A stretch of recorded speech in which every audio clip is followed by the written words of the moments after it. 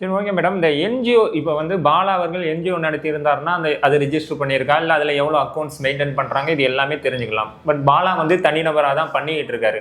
இந்த என்ஜிஓஸ் என்ன மாதிரியான ஒரு கேமை வந்து சொசைட்டிக்குள்ள ப்ளே பண்ணுறாங்க? சார், என்ஜிஓன்றது என்னன்னாக்கா நான் கவர்மெண்டல் ஆர்கனைசேஷன், தன்னார்வ தொண்டு நிறுவனங்கள். தன்னார்வு அப்படின்னாலே தன் இஷ்டப்பட்டு செய்யக்கூடிய தொண்டுகள், சேவைகளை, மக்களுக்கு, பாதிக்கப்பட்ட மக்களுக்கு செய்யக்கூடிய சேவைகள்னு அர்த்தம்.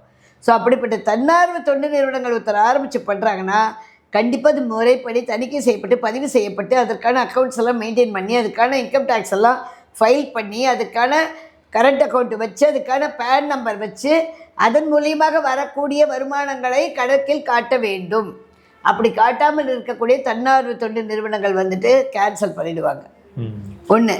இன்னொன்று, இவர் தன்னார்வ தொண்டு நிறுவனமே நான் நடத்தலை, என்கிட்ட அப்படி ஒன்றுமே கிடையாது, நான் சும்மா தான் பண்ணுறேன்னாக்கா கண்டிப்பாக இது நம்புற மாதிரி இல்லை. அப்போ சும்மா பண்ணுறவன் எதுக்கு நீ வீடியோ போடுற, எதுக்கு நீ போஸ்ட் போடுற?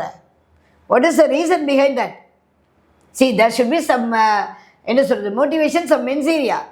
எந்த ஒரு குற்ற செயலோ எந்த ஒரு நல்ல செயலோ செய்வதற்கு முன்னால் அவரிடம் ஒரு நோக்கம் இருக்க வேண்டும். அப்போ இது என்ன நோக்கம்? நோக்கமே இல்லாமல் நான் ஒரு விஷயத்தை செய்கிறேன்னு சொன்னது நம்புறாமல் இருக்க. நோக்கமே செய்யக்கூடிய விஷயங்கள் வந்துட்டு எதற்கு பிரபலமடைய வேண்டும்?